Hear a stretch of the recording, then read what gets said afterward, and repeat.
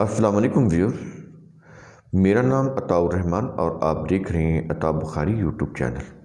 قرآن کریم کی مسلسل ایکسپوزیشن کے سلسلہ میں آج ہم سورہ البقرہ کی آیت نمبر 259 کی ایکسپوزیشن کریں گے۔ اس آیت میں بنی اسرائیل کی نشاط ثانیہ کی ایک مثال دی گئی ہے، جو بخت نصر کے ہاتھوں یروشلم میں تباہ ہونے کے بعد 100 سال تک محکوم رہے۔ تو اس کے متعلق تمثیلی انداز میں بات کی جا رہی ہے، لیکن روایات میں پھر قصے بنائے گئے، اس کے عجیب عجیب افسانے بنائے گئے، ان کے اندر مسٹریز ڈالی گئیں، سپرسٹیشنز ڈالی گئیں۔ تو وہ یہ روایات میں یہ چیزیں آئیں تو پھر تفاسیر بھی چونکہ ان کے مطابق بنی ہوئی ہیں، تراجم بھی انہی کے مطابق ہیں، تو اس لیے پھر مسکنسیپشن پیدا ہوتی ہے۔ تو یہ چیز بڑی اہم طلب ہے، غور طلب ہے کہ قوموں کی زندگی اور موت، اس سلسلے میں ابراہیم علیہ السلام کی بھی مثال دی جا رہی ہے، تو یہاں پر بنی اسرائیل کی مثال دی جا رہی ہے اس آیت کے اندر۔ تو یہ آیت شروع ہو رہی ہے او کالذی مر علی قریۃ، تو تمثیلی انداز میں بات کی جا رہی ہے، یا اسی طرح ایک شخص کا گزر ایک ایسی بستی پر ہوا۔ یہ اسی طرح کیوں کہہ رہا ہے؟ پیچھے ابراہیم علیہ السلام اور بادشاہ کا وہ جو ڈائیلاگ ہوا ہے اس کی بات کی جا رہی ہے، جس میں اس نے کہا تھا کہ میں جس کو چاہوں مار دوں، جس کو چاہوں زندہ چھوڑ دوں، تو یہ تو اختیار مجھے بھی ہے۔ اس بادشاہ سے جو ڈائیلاگ ہوا اس کے اوپر ہم ویڈیو کر چکے ہیں۔ اب دوسری یہ جو آیت ہے، یہ اس کے اندر دوسری مثال، یہ تمثیلی انداز سے یہاں سمجھایا جائے۔ وہاں بادشاہ کے ساتھ ڈائیلاگ ہے اور یہاں پر تمثیلی انداز میں سمجھایا جا رہا ہے کہ قوموں کی زندگی اور موت، قوموں کا جینا اور مرنا کیا ہوتا ہے۔ یہ فزیکلی ڈیتھ کی، فزیکلی وہ پیدا ہونے کی بات نہیں کر رہا، قوموں کی زندگی اور موت کی۔ تو پہلے ابراہیم علیہ السلام کا بادشاہ کے ساتھ ڈائیلاگ، اور اس میں تمثیلی انداز یہ بتایا جا رہا ہے کہ قوموں کی زندگی اور موت کیسے ہوتی ہے۔ دیکھیں، او کالذی مر علی قریۃ، یا اسی طرح ایک شخص کا گزر ایک بستی پر ہوا۔ وہ بستی کی کنڈیشن بتا رہا ہے کہ کیا تھی، وَهِيَ خَاوِيَةٌ عَلَىٰ عُرُوشِهَا، جو اپنی چھتوں کے بل گری ہوئی تھی۔ جیسے ہم کہتے ہیں کہ وہ منہ کے بل گر پڑنا، تو یہ بستی جو تھی، جو بندہ وہاں سے گزرا، اب نام نہیں بتا رہا، یہ ہے قرآن کا انداز، تمثیلی انداز، تو اپنی چھتوں کے بل گری ہوئی تھی، تباہ و برباد ہوئی پڑی تھی، کھنڈرات میں تبدیل ہو چکی تھی وہ بستی۔ اب یہاں پر بتایا جا رہا ہے تمثیلی انداز میں، یہ بات تمثیلی انداز میں بار بار رپیٹ کر رہا ہوں، یہ قرآن کریم ہے، تمثیلی انداز سے بات سمجھاتا ہے۔ ہم بھی جب بات کرتے ہیں، ہمارے بڑے بات کرتے ہیں، وہ تمثیلی انداز سے بات کرتے ہیں، اور آج 21ویں صدی میں بھی یہ تمثیلی انداز چل رہا ہے، تو یہ بھی تمثیلی انداز ہے۔ تو کہتا ہے کہ قال انا یحیی ھذہ اللہ بعد موتھا، وہ جو بستی سے گزر رہا تھا، جس نے دیکھا کہ یہ تو کھنڈر بن چکے ہیں، تو اس نے کہا کہ اس کی موت کے بعد اللہ اسے کیسے زندہ کرے گا، یہ تو قوم تباہ ہو گئی، برباد ہوگی، ان کے مکانات کھنڈر بن چکے ہیں، تو ایسی ویران تباہ حال بستی دوبارہ کیسے آباد ہو سکتی ہے، یہ اس کے ذہن میں آیا۔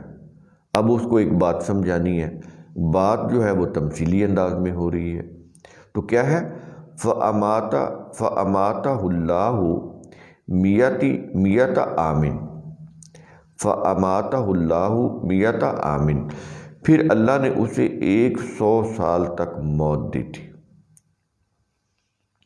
یعنی وہ 100 سال تک موت کی حالت میں رہا۔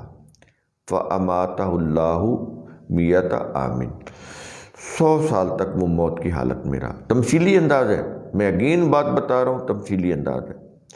ثم بعثہ، پھر اسے زندہ کیا، اٹھایا، یہ اس کا معنی بنتا ہے۔ قال کم لبثت، اس نے کہا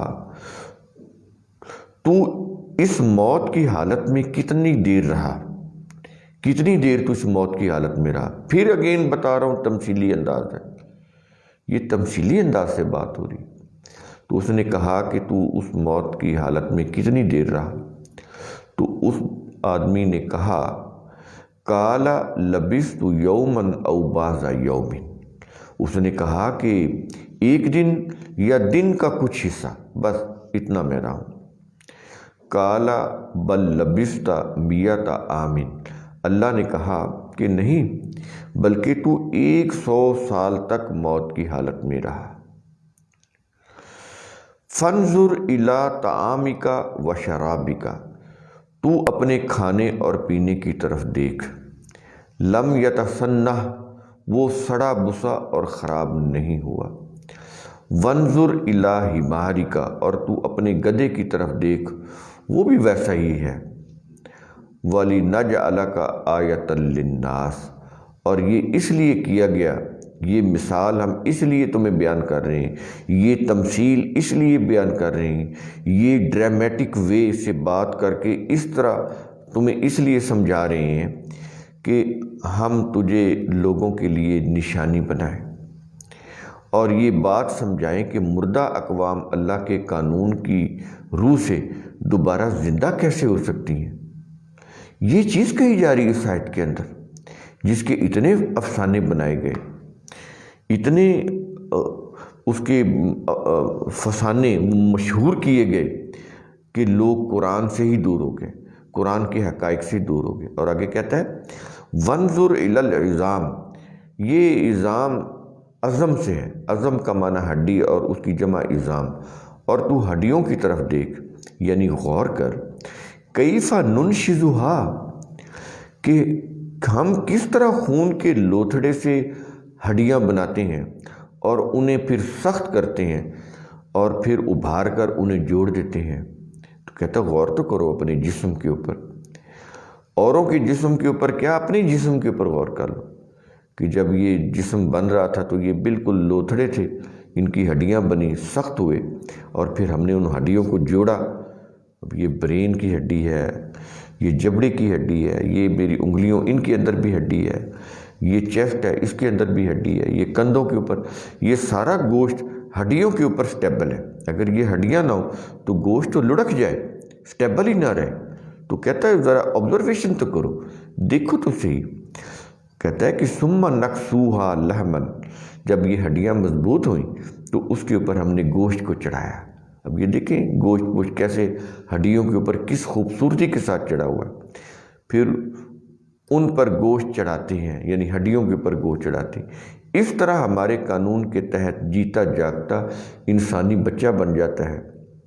تو کہتا ہے کہ فلما تبین لہو، پھر جب اس مثال کے ذریعے، یہ جو تمثیل ہے، یہ جو ڈرامیٹک وے ہے، اس تمثیل کے ذریعے قوموں کی موت و حیات کی حقیقت اس پر واضح ہو گئی، اس بندے پر جو گزرا تھا اس بستی پر، کہا کہ یا اللہ یہ تو کھنڈرات بن چکی، یہ دوبارہ کیسے آباد ہوگی۔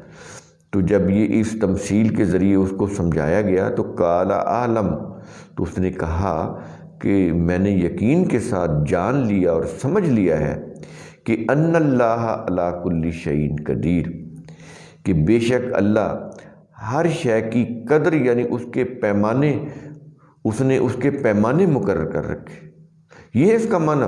اب یہاں پر بھی غلط ترجم کیے گئے کہ اللہ ہر چیز پر قادر ہے، جو چاہے کر دے۔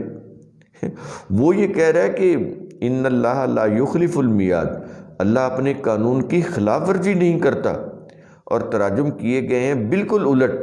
اس تمثیلی یہ جو انداز ہے، اس کے الٹ ایک پہلے معجزہ بنایا گیا، کرامت بنائی گئی، معجزہ جو بھی کہہ لیں، مسٹری بنائی گئی، اور پھر اس کو پکا کرنے کے لیے ان اللہ علی کل شیء قدیر کا معنی یہ کیا گیا کہ اللہ ہر چیز پر قادر ہے، جو چاہے کر دے۔ حالانکہ یہاں پر قدر ہے، قدر سے قدیر بنا ہے، تو قدر تو پیمانہ ہوتا ہے جو بدلتا ہی نہیں۔ ان اللہ لا یخلف المیعاد، اللہ کا قانون، وہ اپنے قانون کو بدلتا ہی نہیں۔ اللہ بڑا اصول پسند ہے، ایک عام اصول پسند آدمی اپنے قانون کو نہیں بدلتا۔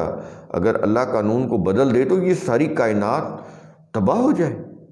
تو ایسی بات نہیں ہے کہ اس طرح مان لیا جائے کہ اللہ جو چاہتا ہے وہ کر دیتا ہے، نہیں کرتا۔ وہ اس کو قوت ہے، طاقت ہے، وہ جو چاہے کر دے، لیکن کرتا نہیں ہے۔ وہ اپنے وعدے کے خلاف، اپنے قانون کے خلاف نہیں کرتا، اگر کرے تو کائنات تباہ ہو جائے گی۔ یہ چیز ہے۔ تو یہ پھر کیا ہے ان اللہ علی کل شیء قدیر؟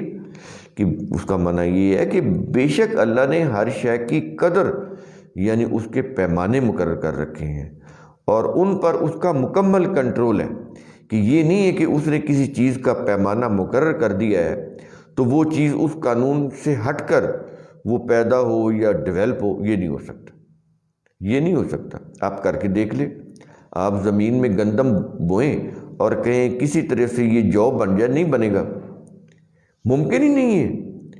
آپ پانی کو 100 ڈگری سینٹی گریڈ پہ اس کو بوائلنگ پوزیشن میں لا سکتے ہیں، بوائلنگ کنڈیشن میں۔ آپ اس کو 10 ڈگری سینٹی گریڈ کے اوپر بوائلنگ کنڈیشن میں نہیں لا سکتے، یہ اللہ کا قانون ہے، نہیں بدلے گا۔ پانی پئیں گے تو پیاس بجھے گی، نہیں پئیں گے تو پیاس لگے گی، بالکل نہیں پئیں گے تو ڈیتھ واقع ہو جائے گی، اللہ کے قانون کی خلاف ورزی ہے۔ تو یہ چیزیں ہیں، اللہ کے قوانین کبھی نہیں بدلتے، پرپیچول ہے، پرماننٹ ہے، جب سے ہیں اللہ کی فزیکل لاز۔ اسی طرح جو اللہ کے نفسیاتی قوانین ہیں وہ بھی پرماننٹ ہے۔ جھوٹ بولنے سے تباہی آئے گی، ہر دور میں آئے گی۔ سچ بولنے سے عافیت ملے گی، ہر دور میں ملے گی۔ یہ نہیں کہ کسی دور میں سچ بولنے سے نقصان ہو اور کسی دور میں فائدہ ہو جائے۔ نظام کے غلط ہونے کی وجہ سے وقتی طور پر کوئی نقصان بھی ہو سکتا ہے، لیکن ان دی لانگ رن سچ بولنے سے انسان کو عافیت ملے گی، کامیابی ملے گی، یہ چیز ہے۔ تو یہ اس کے اندر یہ بات کہی جا رہی ہے ان اللہ علی کل شیء قدیر، یہ ہے کہ اللہ جو ہے ہر چیز کے اوپر قدیر ہے۔ تو قدیر ہونا یہ ہے کہ اس کے پیمانے، ان کے اوپر اس کا کنٹرول ہے۔ تو وہ ایسا نہیں ہے کہ کوئی ان کو چینج کر دے یا وہ خود چینج کر دے یا کوئی اور چینج کر دے، ایسا نہیں ہو سکتا، پورا پورا اس کا کنٹرول ہے۔ تو زندگی اور موت کے فیصلے، ان کے اوپر بھی یہ بھی اللہ کے پیمانے ہیں، ان کے اوپر بھی اللہ کا کنٹرول ہے۔ تو قوموں کی زندگی اور موت کے فیصلے یہ بھی اللہ کے قوانین کی روح سے ہوتے ہیں۔ اللہ کی قوانین کی وائلیشن سے قومیں تباہ ہوتی ہیں، مردہ ہوتی ہیں۔ اللہ کے قوانین کو فالو کرنے سے، امپلیمنٹ کرنے سے، ریاست کی سطح کے اوپر امپلیمنٹ کرنے سے قوموں کو زندگی ملتی ہے۔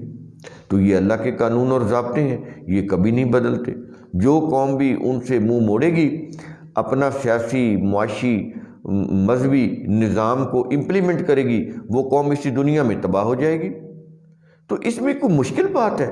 یہ چیزیں ہیں ان آیات کے اندر، لیکن افسوس کہ ریلیجس جو ٹریڈیشنز ہیں، روایات ہیں، اور ان پر بیس کر کے جو تفسیر اور وہ جو تراجم لکھے گئے، وہ پھر قرآن کے ان حقائق کی طرف لوگوں کو نہیں آنے دیتے، وہ ان کو مسٹریز میں لے جاتے ہیں، سپرسٹیشنز میں لے جاتے ہیں۔ ہمارا فنکشن اتنا ہی ہے ہمارا کہ تنقید نہ کی جائے، بلا تنقید بتایا جائے قرآن کے فیکٹس کیا ہیں، قرآن کی ریئلٹی کیا ہے، بلا تنقید کیے۔ تو اس لیے ہم کسی کے اوپر تنقید نہیں کرتے، ہم نالج ڈیلیور کرتے ہیں۔ وہ نالج اگر آپ اس کو پرسیو کر لیں، سمجھ لیں، تو پھر نہ کسی کے اوپر تنقید کرنے کی ضرورت ہے اور نہ کسی سے اختلاف کرنے کی ضرورت ہے۔ تو اس سے پھر کیا ہوگا کہ پازیٹیولی آپ اس لائن پر آ جائیں گے، اس ٹریک پر آ جائیں گے جو قرآن دینا چاہتا ہے، وہ کامیابی کا ٹریک۔ اس کے اوپر جب آپ سفر کریں گے، چلیں گے، تو پھر آگے سے آگے بڑھتے چلے جائیں گے۔ تو قرآن کریم کا اصول ثم تتفکر، اس کی روح سے آپ خود بھی سوچا کریں، سمجھا کریں، غور و فکر کیا کریں۔ شکریہ۔